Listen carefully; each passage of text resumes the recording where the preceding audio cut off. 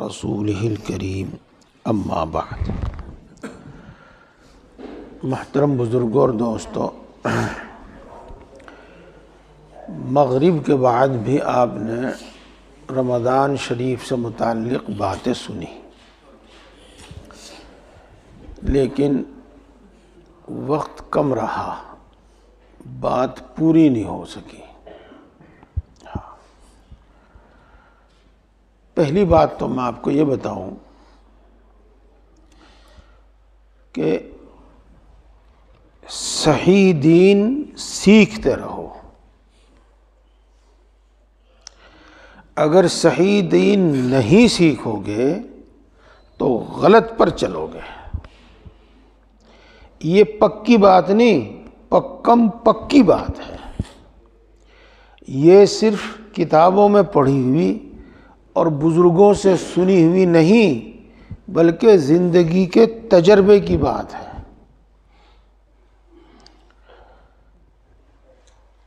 میں خود اپنی بات بتاؤں آپ کو،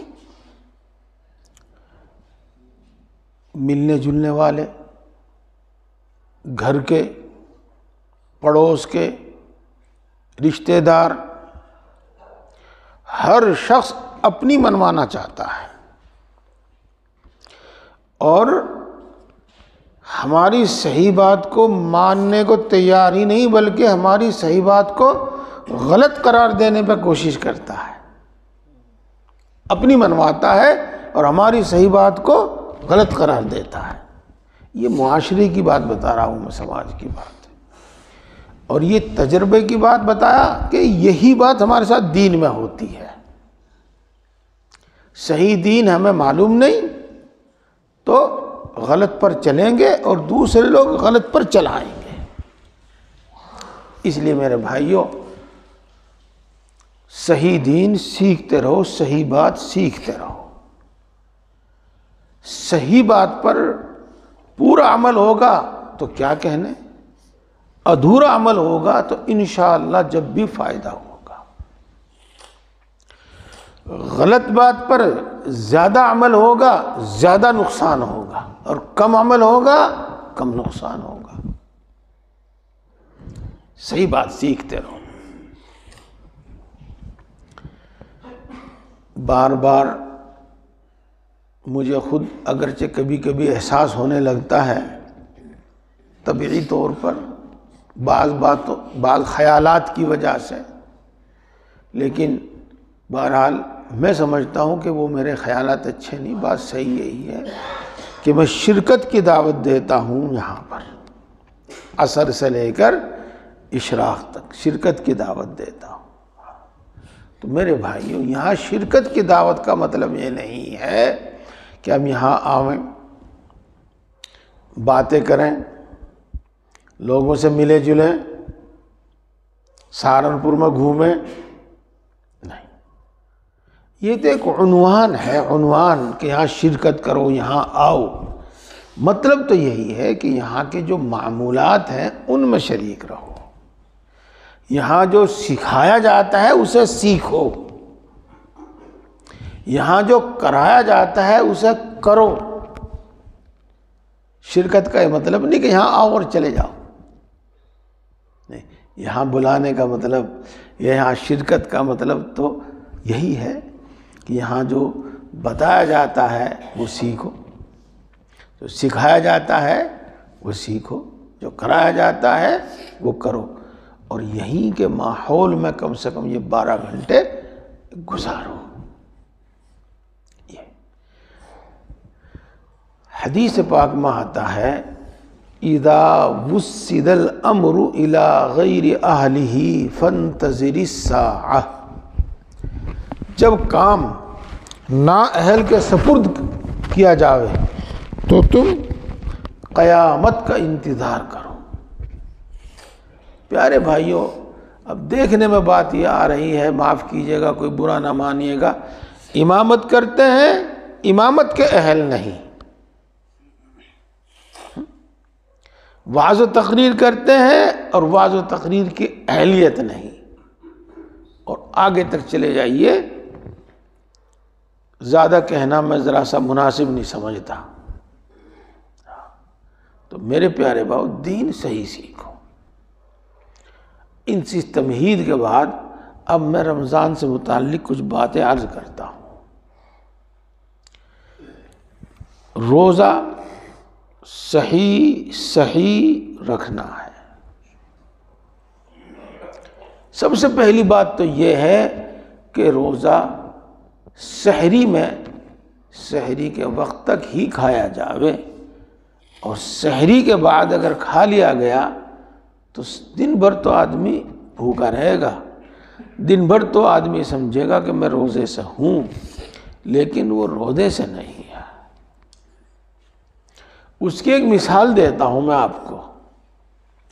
ہم نے وضو کے 4 فرض یاد کیے، اور اس کے ساتھ ایک بات یہ بھی یاد کی کہ ان 4 اعضاء میں سے اگر کوئی عضو ایک بال کے برابر بھی سوکھا رہ گیا تو وضو نہیں ہوگا۔ یاد کیا بھائی آپ نے؟ یہ یاد کیا۔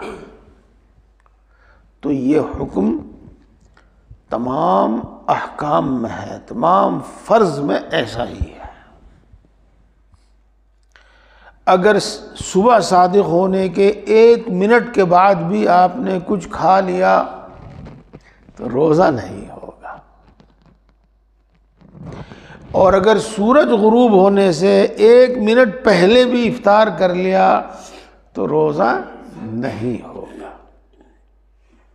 یہ احتیاط چاہیے نہیں چاہیے؟ بالکل احتیاط چاہیے۔ جی ہاں،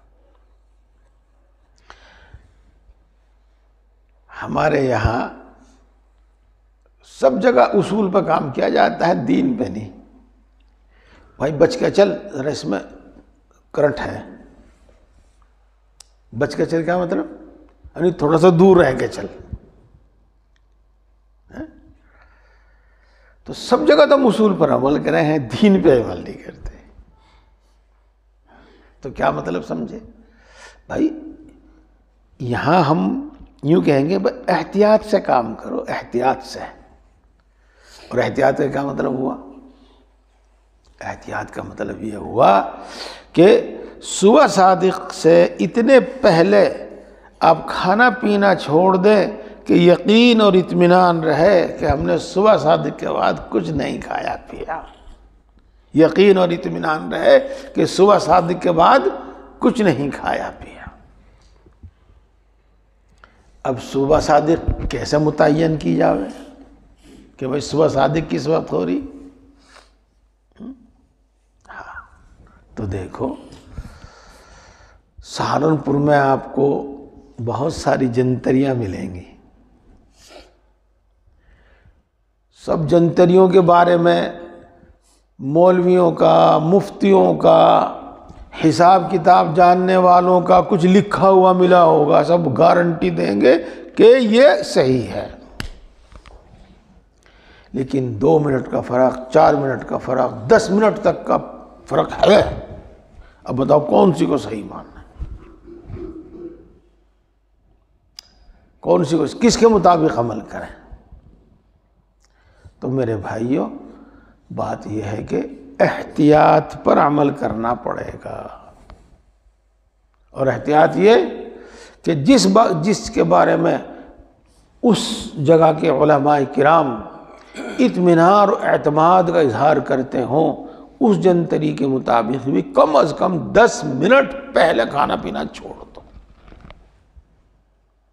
اس جنتری کے مطابق بھی 10 منٹ پہلے کھانا پینا چھوڑ دو۔ اللہ نے آپ کو علم دیا ہے، اللہ نے آپ کو سمجھ دی ہے، اس کے ساتھ ساتھ حوصلہ اور جذبہ بھی دیا ہے، تو اپنے اعتبار سے تم طے کرو، پوچھ کے، مل کے، جل کے، کہ اس میں سے کون سی جنتری پر عمل کیا جاوے۔ تو اس جنتری پر خود عمل کرو۔ چلو چھوڑو تم مسجد کے اعلان کو، چھوڑو تم سائرن کو، اس پر عمل کرو، اور وہی اس پر بھی کم از کم 10 منٹ پہلے کھانا پینا چھوڑ دو۔ یہ احتیاط ضروری ہے، اور بہت ضروری ہے، اور نہایت ضروری ہے۔ میں نے وہ بات جو آپ پہلے سے جانتے ہیں اس کے حوالے سے بتائی کہ صبح صادق کے 1 منٹ کے بعد بھی اگر ہم نے کچھ کھا پی لیا تو دن بھر بھوکا رہنے کے باوجود روزہ نہیں ہوگا۔ بالکل اسی طریقے سے افطار میں روزے کی بات میں درمیان میں چھوڑ کے یہی آپ کو بتا دوں، ایک مسئلہ یہاں پر ہے فجر کی اذان کا، اور رمضان المبارک میں وہ ضرور کھڑا ہوتا ہے، اور دنوں میں تو ہم سوئے ہوئے ہوتے ہیں، مؤذن صاحب چاہے 10 منٹ پہلے پڑھ دیں چاہے 10 منٹ بعد پڑھ دیں، کوئی دقت نہیں ہے، ہمیں پتہ بھی نہیں ہمیں صبح صادق ہوتی کس وقت ہے۔ لیکن رمضان شریف میں ہر 2 منٹ کے بعد گھڑی دیکھتے رہتے ہیں، اور مؤذن صاحب کو چپٹ جاتے ہیں، لپٹ جاتے ہیں، اور اس کی فکر نہیں کہ نماز صحیح ہو، اس کی فکر ہے کہ نیند آ رہی سونا ہے۔ تو میرے پیارے بھائیو دوستو، صبح صادق سے پہلے اگر اذان دے دی تو اذان نہیں ہوئی،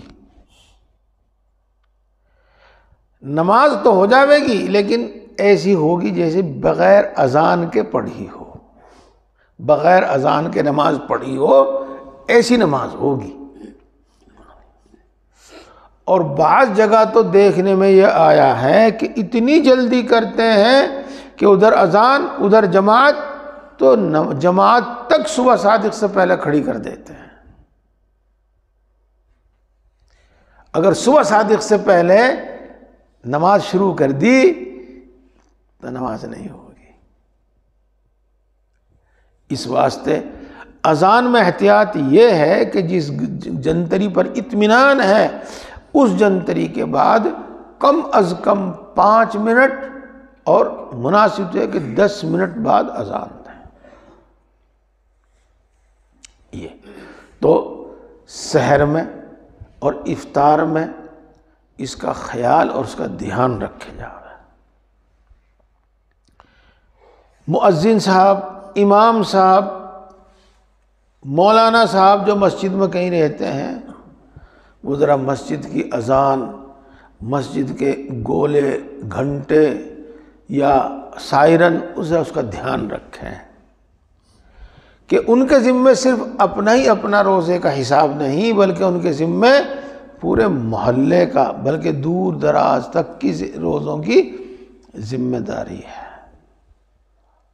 اس وقت بالکل چست رہیں، نہ وقت سے پہلے اور نہ وقت میں دیر کریں۔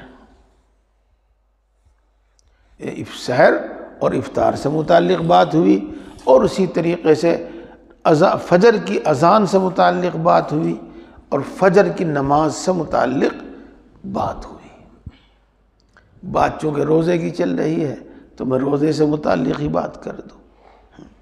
دیکھو بھائیو، بزرگوں، دوستو، روزہ اس کا نام ہے کہ نیت کے ساتھ صبح صادق سے لے کر غروب آفتاب تک نہ کچھ کھانا، نہ کچھ پینا، اور نہ صحبت کرنا۔ ان 3 کاموں کے چھوڑنے کا نام نیت کے ساتھ صبح صادق سے لے کر غروب آفتاب تک، اس کا نام روزہ ہے۔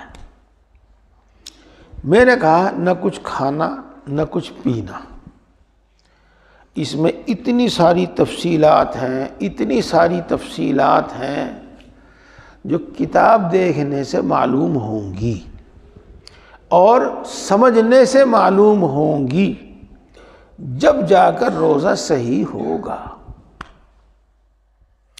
اس کی میں آپ کو 1-2 مثال دیتا ہوں۔ جی، آدمی کھانا کھا کر کلی بھی اگر کر لے تب بھی جاڑوں میں، دانتوں میں کہیں نہ کہیں کچھ رہ جاتا ہے۔ بعض مرتبہ وہ خود ہی نکل آتا ہے، منہ میں آ جاتا ہے خود ہی۔ بعض مرتبہ آدمی کریلتا ہے تب نکل جاتا ہے۔ اگر ہم اس کو نگل لیں تو یہ کھانے پینے میں شامل ہے کہ نہیں، اور اس سے روزہ ٹوٹے گا کہ نہیں؟ دیکھو بات بالکل پکی ہے یہاں۔ تو میرے بھائیوں، یہاں مسئلے ہیں اور کئی مسئلے ہیں، ان سب کو اگر ہم جانیں گے، اس کے مطابق عمل کریں گے تو روزہ ہوگا، اور اس کو نہیں جانیں گے تو روزہ نہیں ہوگا۔ ہاں، اب میں اور مثال دیتا ہوں۔ آدمی نے اپنے منہ میں زبان پھیری اور زبان پہ کچھ بھی تھوڑا بہت لگ گیا، پھر اس نے وہ زبان سے یوں زبان باہر نکالی، اور زبان پہ جو لگا ہوا ہے وہ بھی باہر نکلا منہ سے، پھر اس نے وہ زبان اندر کری اور جو کچھ زبان پہ تھا وہ نگل لیا۔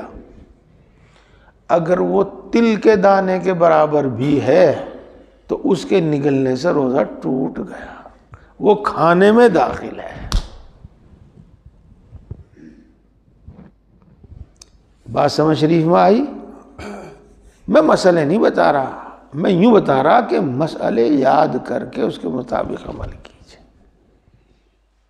اس کے جانیے مسئلے۔ اگر اس نے منہ سے باہر نہیں نکالا، اندر ہی منہ کے اندر ہے، کالا چنا ہوتا ہے نا، کالا چنا، ہاں، چنے کے برابر اگر ہے یا اس سے زیادہ ہے اور وہ نگل لیا ہے منہ کے اندر ہی تو روزہ ٹوٹ گیا، یہ کھانے میں داخل ہے۔ اگر چنے کے دانے سے بھی کم ہے، اس نے وہ نگل لیا تو وہ کھانے میں داخل نہیں ہے، اس سے روزہ نہیں ٹوٹے گا۔ یہ میں نے آپ کو ایک مثال بتائی۔ اسی طریقے سے اور بھی مثالیں ہیں۔ کیا کسی بھی وجہ سے جاڑ میں، دانت میں خون نکل گیا، منہ کے اندر کسی بھی وجہ سے اور کہیں سے کچھ بھی خون نکل گیا، وہ خون نگل لیا، اس نے پتہ بھی نہیں چلتا اکثر و بیشتر، اور وہ نگل لیا، تو یہ کھانے پینے میں شامل ہے کہ نہیں؟ اس سے روزہ ٹوٹے گا کہ نہیں؟ ہاں۔ تو دیکھو، اللہ تبارک و تعالیٰ جزائے خیر دے ہمارے علماء کو اور فقہاء امت کو کہ انہوں نے اصولوں میں غور کر کے، قرآن پاک میں، حدیث پاک میں غور کر کے، رسول اللہ صلی اللہ علیہ وسلم کے عمل میں، صحابہ کے عمل میں، صحابہ کی باتوں میں غور کر کے ان سب باتوں کا حکم کتابوں میں لکھ دیا ہے۔ کیا لکھا؟ جب آپ کو یہ احساس ہو کہ میرے منہ میں خون نکل گیا تو اس کو نگلو مت، تھوک دو۔ اگر نگل ہی لیا، تھوڑی دیر کے بعد پھر احساس ہوا تو تھوکو۔ اگر تھوک کا رنگ سرخ ہے، سرخ لال بالکل، تو سمجھو یہ خون ہے اور یہ نگل لیا ہے تو روزہ ٹوٹ گیا ہے۔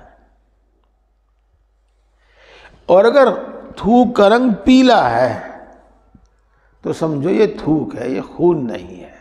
اگر یہ نگل لیا ہے تو روزہ نہیں ٹوٹا۔ تو یہ باتیں بتا رہا ہوں میں اس لیے تاکہ ہمیں اس کا اہتمام رہے کہ ہمارا روزہ ٹھیک ہو جائے۔ مسائل نہیں بتا رہا میں، مسائل تو کتاب سے سمجھنے کے لیے کہہ رہا ہوں۔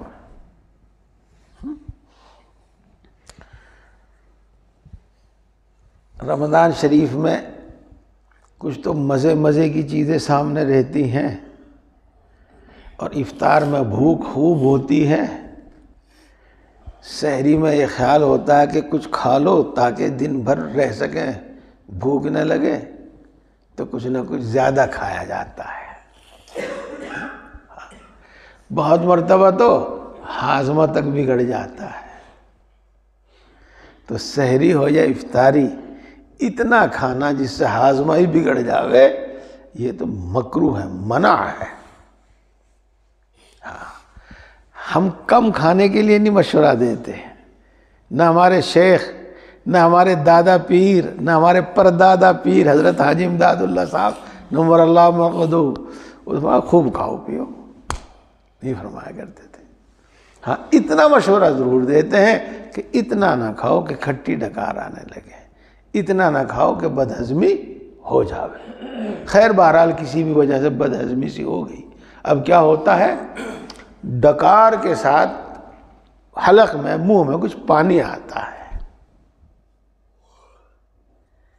اب وہ نگل لیا تو روزہ ہوا کہ نہیں ہوا، روزہ ٹوٹا کہ نہیں ہوا؟ یہ پینے میں شامل ہے کہ نہیں، کھانے میں شامل ہے کہ نہیں؟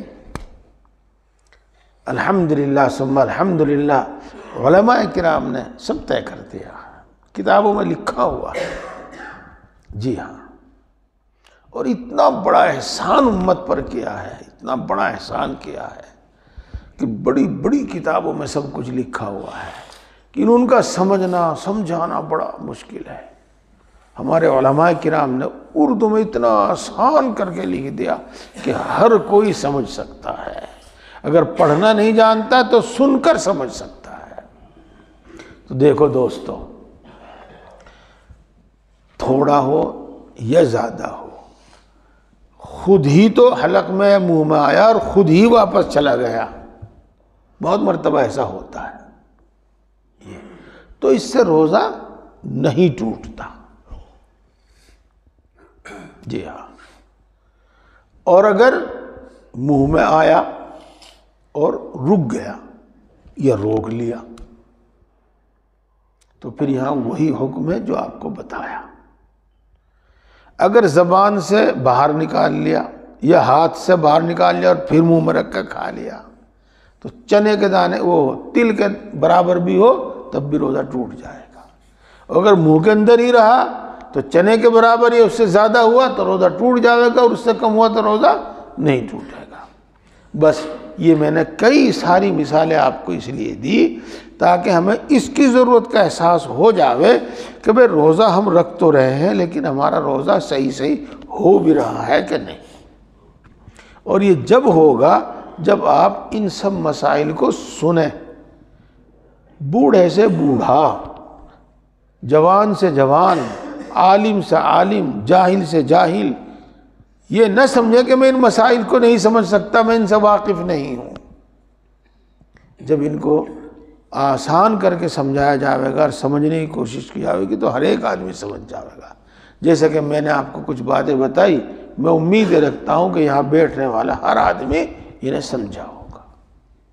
اور بس اسی کا ہے کہ کن چیزوں سے روزہ ٹوٹ جاتا ہے، کن چیزوں سے روزہ مکروہ ہو جاتا ہے، کن چیزوں سے روزے کا ثواب ختم ہو جاتا ہے، کن چیزوں سے روزہ ٹوٹتا ہے صرف قضا واجب ہوتی ہے، اور کن چیزوں سے روزہ ٹوٹ جاتا ہے اور قضا کے ساتھ کفارہ بھی واجب ہوتا ہے۔ کفارے کا مطلب یہ ہوتا ہے کہ 60 روزے لگاتار رکھنا، درمیان میں ایک بھی نہ چھوڑے۔ تو میرے بھائیوں، روزہ رکھو، روزے کی طرح رکھو، اور روزہ روزے کی طرح اس طرح رکھا جائے گا جیسے میں نے آپ کو بتایا۔ دور مت جاؤ، تعلیم الاسلام ہی لے لو، اسی کو سنو، اسی کو پڑھو، اسی کو سمجھو۔ اور یہاں جو علماء کرام ائمہ حضرات موجود ہیں وہ ان مسائل کو اسی طرح سے سمجھاویں کہ ہر آدمی سمجھ جائے۔ یہ روزے سے متعلق بات ہو گئی۔ اب اس کے بعد دوسری بات، اللہ اکبر، روزے کی وجہ سے، یہ تراویح کی وجہ سے ہم اپنے ہمیشہ کے جو معمول ہیں، ہمیشہ کی جو عادتیں ہیں، ہمیشہ کے جو اعمال ہیں، بھائیو ان میں کمی نہ کریں۔ ان میں کیا کمی ہوتی ہے؟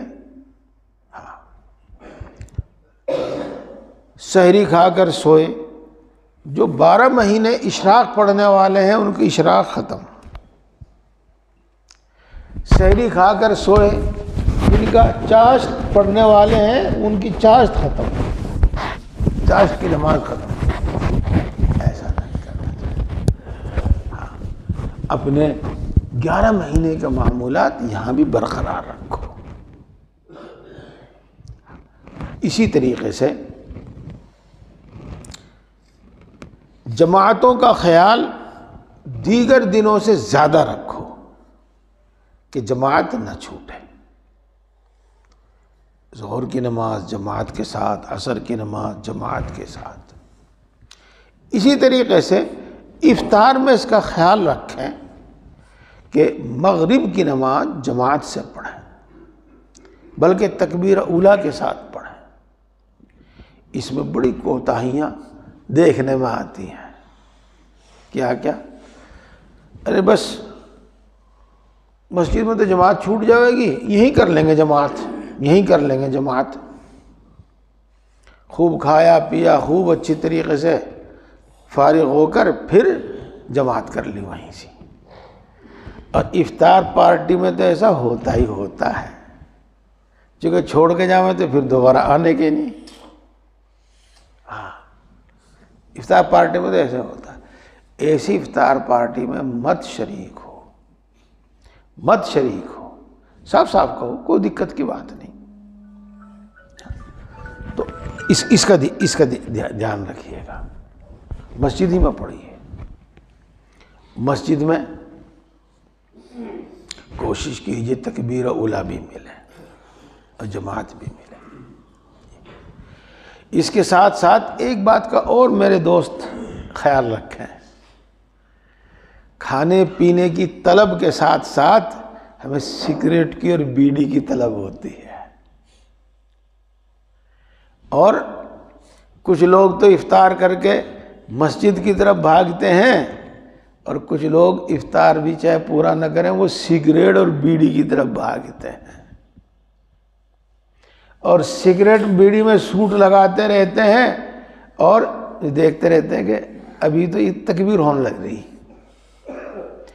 ابھی تو امام صاحب نے شروع کیا، اور پھر جب دیکھیں گے کہ رکعت نکلے گی، جب بیڑی پھانک کے جب بھاگیں گے، جب جا کے نماز میں شریک ہوں گے۔ چلو یہ کس حد تک صحیح ہے کس حد تک غلط ہے اس کا تو سب کو پتہ۔ میں اتنی بات بتانا چاہتا ہوں کہ رسول اللہ صلی اللہ علیہ وسلم نے لہسن کھا کر، پیاز کھا کر مسجد میں آنے سے منع فرمایا ہے۔ لہسن اور پیاز میں اتنی بدبو نہیں ہوتی، پھر بھی منع فرمایا ہے۔ بدبو ہوتی ہے، اکثر خود کو محسوس ہوتی ہے، دوسروں کو کم محسوس ہوتی ہے، لیکن پھر بھی منع فرمایا ہے۔ تو وہ جو گٹکا کھاتے ہیں اور اتنا بھبکارا نکلتا ہے کہ 10 قدم دور نہ صحیح 2-4 قدم دور بیٹھا ہوا ہے تب بھی برداشت نہیں ہو رہا ہے۔ تو جو آدمی برابر میں مسجد میں کھڑا ہوگا صف میں اور وہ کھاتا بھی نہیں ہے، اسے کتنی تکلیف ہوگی، کتنا غصہ آئے گا۔ ہمارے جیسا دبو ہوگا تو کچھ نہیں کہنے گا، اور آپ جیسا بہادر ہوگا تو لڑ پڑے گا، کہے گا۔ تو دیکھو ان باتوں کا دھیان رکھنا چاہیے۔ یہ ہماری اور آپ کی بات نہیں، اللہ کے رسول صلی اللہ علیہ وسلم نے بیان فرمائی ہے۔ تو دیکھو گٹکا کھانے والے تو ٹھیک ہیں، بیڑی سگریٹ پینے والے بھی اس وقت نہ پیویں، بلکہ نماز پڑھنے کے بعد فارغ ہو کے پیویں۔ اور مشورہ تو یہ ہے کہ اس کو چھوڑ دیں، مشورہ تو یہ ہے کہ چھوڑ دیں۔ پیٹ کا خراب ہے تو اس کا بھی علاج ہو جائے گا، کوئی ایسی بات نہیں ہے۔ جی ہاں، اور حکم یہ ہے کہ اگر بیڑی سگریٹ پی ہے تو دیکھو منہ اچھی طرح صاف کرو، بلکہ الائچی وغیرہ کھا کر، ایسی کوئی چیز کھا کر جس سے منہ کی بدبو بالکل ہی ختم ہو جاوے، تب مسجد میں آنا چاہیے۔ ان سب باتوں کا لحاظ رکھنا چاہیے۔ ان سے عبادت کا پورا فائدہ بھی حاصل ہوتا ہے، اور اسلام کی تعلیمات ظاہر بھی ہوتی ہیں، نہیں تو خاص طور سے نمازی و دیندار لوگوں کی حرکتوں کو دیکھ کر جو اسلام کے خلاف ہیں، لیکن وہ سمجھتے ہیں کہ بھئی مولوی تو ایسے ہی ہوتے ہیں، نمازی تو ایسے ہی ہوتے ہیں، ملا جی تو ایسے ہی ہوتے ہیں، وہ اسلام کی طرف ان کی نسبت ہوتی ہے، اسلام کی طرف سے نفرت بنتی ہے دوسروں کے دلوں میں، دینداری کی طرف سے نفرت بنتی ہے دوسروں کے دلوں میں۔ اس بات کا خاص طور سے لحاظ رکھا جاوے۔ اسی طریقے سے اور نمازوں میں تو نہیں، ظہر میں عصر میں تو نہیں، لیکن 3 نمازوں میں امام صاحب کا اور مقتدیوں کا جھگڑا رہتا ہے۔ کیا؟ مغرب کی نماز بہت جلدی پڑھ دی، بہت چھوٹی چھوٹی صورتیں پڑھی، میری رکعت نکل گئی، بہت چھوٹی چھوٹی صورت پڑھے۔ یہ وہ کہتے ہیں جو لوگ بعد میں آئے، اور جو پہلے تو شریک ہیں، اجمل صاحب کو دھیان رکھ لیا کرو، اتنی لمبی لمبی صورت نہ پڑھا کرو۔ دونوں طرف سے مسئلہ رہتا ہے۔ تراویح میں تو خیر الا ماشاء اللہ سب یوں چاہتے ہیں کہ بس منٹوں میں کام ہو، سب چاہتے ہیں، اس لیے امام صاحب نہ فرض کی طرح پڑھیں، نہ تراویح کی طرح پڑھیں۔ میرے جیسے جاہل کچھ لوگ مسئلہ بھی بتانے لگیں کہ حدیث پاک میں یوں آیا ہے کہ مقتدیوں کی رعایت کرو، ہلکی نماز پڑھاؤ۔ ہاں آیا ہے، لیکن پہلے ہی تو سمجھ لو کہ بھاری کون سی ہے اور ہلکی کون سی ہے۔ ہاں تو بھاری نماز کے بارے میں قصہ سناتا ہوں حدیث پاک کا۔ حدیث پاک سے باہر مجھے مزہ نہیں آتا۔ کیا اعتبار اس قصے کا جو بیان کیا جا رہا ہے؟ الا ماشاء اللہ بہت ہی معتمد ہو تو بات دوسری ہے۔ ایک صحابی تھے، وہ مسجد نبوی کے علاوہ کسی دوسری مسجد میں نماز پڑھایا کرتے تھے، امامت کیا کرتے تھے، اور عشاء کی نماز میں سورہ بقرہ پڑھتے تھے، سورہ آل عمران پڑھتے تھے۔ سورہ بقرہ کتنے پاروں کی ہے؟ 2.5 پاروں کی، اور سورہ آل عمران بھی قریب اتنی ہی ہے۔ ہاں تو بھاری نماز یہ ہوئی بھاری نماز، عشاء میں اتنی لمبی نماز رکعت۔ تو ایک صحابی ناراض ہوئے ان پر، اور انہوں نے یہ کہا کہ میں رسول اللہ صلی اللہ علیہ وسلم سے جا کر شکایت کروں گا تمہاری۔ وہ آئے اور بتایا، تو رسول اللہ صلی اللہ علیہ وسلم امام صاحب پر ناراض ہوئے اور فرمایا کہ تم اتنی لمبی قرات کیوں کرتے ہو؟ تو تم تو سبح اسم اور سورہ غاشیہ حل اتاک جیسی صورتیں پڑھو۔ تو کیا معلوم ہوا بھائی؟ یہ معلوم ہوا کہ عشاء کی نماز میں سبح اسم پڑھ دے اور عشاء کی نماز میں حل اتاک حدیث الغاشیہ پڑھ دے، یہ تو ہلکی سے ہلکی نماز ہے، اسے بھاری نہیں سمجھنی ہے، اسے بھاری نہیں سمجھنی ہے، یہ تو ہلکی سے ہلکی نماز ہے۔ اس واسطے جو مسنون قرات ہے، مسنون قرات، اس کی بھی حد متعین کر دی ہے۔ جو سمجھنے والے ہیں وہ سمجھ جائیں گے، باقی سورہ حجرات سے لے کر سورہ بروج تک کی صورتیں پڑھو فجر میں،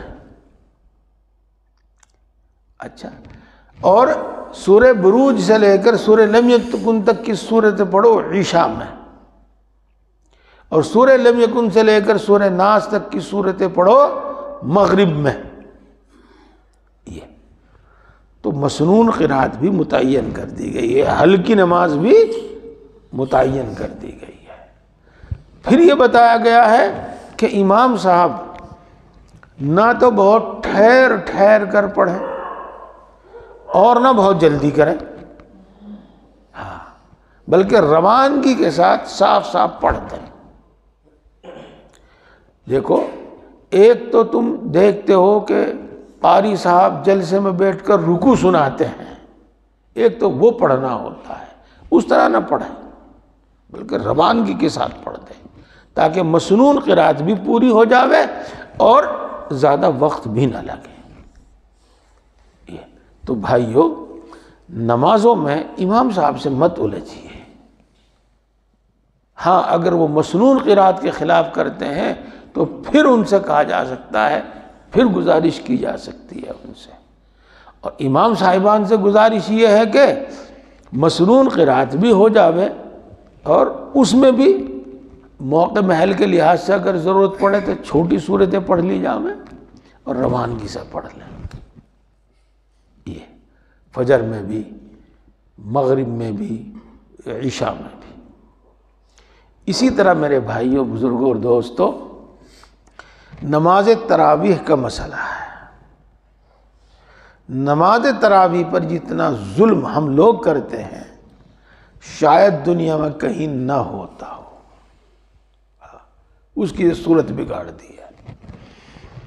نیت باندھنے کے بعد سبحانک اللہم کا کوئی پتہ نہیں، اعوذ باللہ بسم اللہ کا کوئی ذکر نہیں، الحمد شریف پڑھنے شروع کریں گے ایک ہی سانس میں ختم کر دیں گے، سمجھ میں آوے یا نہ آوے، صحیح الفاظ ادا ہوں یا نہ ہوں۔ یہی حال قرآن پاک کا ہے، اتنی روانگی کے ساتھ پڑھیں گے کہ کچھ سمجھ میں نہیں آتا، بلکہ پڑھتا ہی نہیں وہ صاف، ادا ہی نہیں کرتا وہ صاف الفاظ۔ تو میرے بزرگوں، یہ قرآن نہیں ہے، یہ پڑھنا قرآن پڑھنا نہیں ہے۔ بہت سی صورتوں میں تو نماز ہی نہیں ہوگی اس طرح کی، اور اس سے آگے ظلم کہ چھوڑ چھوڑ کر پڑھنا۔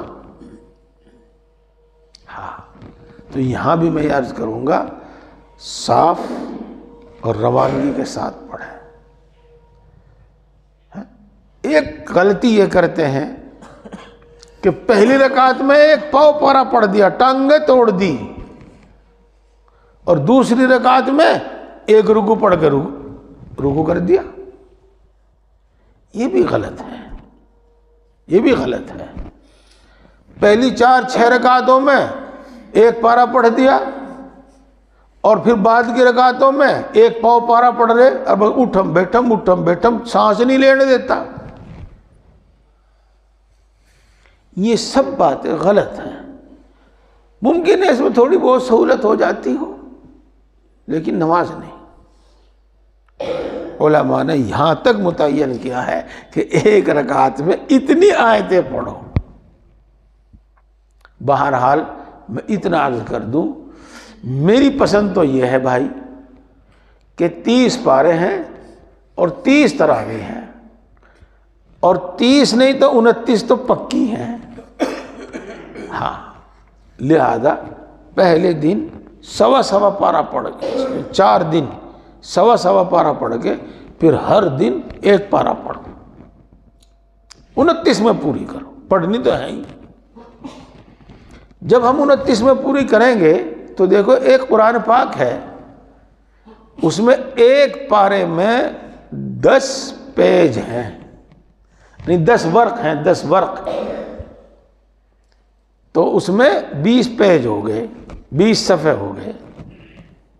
ہر رکعت میں ایک صفحہ یہاں سے یہاں تک پڑھیں، روانگی کے ساتھ پڑھیں، کچھ بھی محسوس نہیں ہونے کا، نہ پڑھنے والے کو، نہ سننے والوں کو، نہ کھڑے ہونے والوں کو، اور اطمینان سے پڑھیں۔ یہ فقہاء نے لکھا ہے، کتابوں میں مسائل میں لکھا ہے یہ۔ اسی طرح میرے بھائیوں، رکوع میں اطمینان سے 3 بار سبحان اللہ، سبحان ربی العظیم کہنا، کہ امام بھی کہہ لے، مقتدی بھی کہہ لے، 4 مرتبہ نہیں، 6 مرتبہ نہیں، اس سے زیادہ نہیں، اور اتنی اطمینان سے بھی نہیں 3 مرتبہ کہے، بلکہ اطمینان سے کہہ لے بس۔ ہاں، اسی طریقے سے رکوع سے اٹھ کر کچھ تو سیدھا کھڑا ہو، اور امام صاحب صرف خود ہی سیدھا نہ کھڑا ہو، اس کی بھی رعایت کرے کہ مقتدی بھی سیدھے کھڑے ہو گئے کہ نہیں ہو گئے۔ جب مقتدی سیدھے کھڑے ہو گئے ہوں تب پھر رکوع میں جاوے، اور تب پھر سجدے میں جاوے۔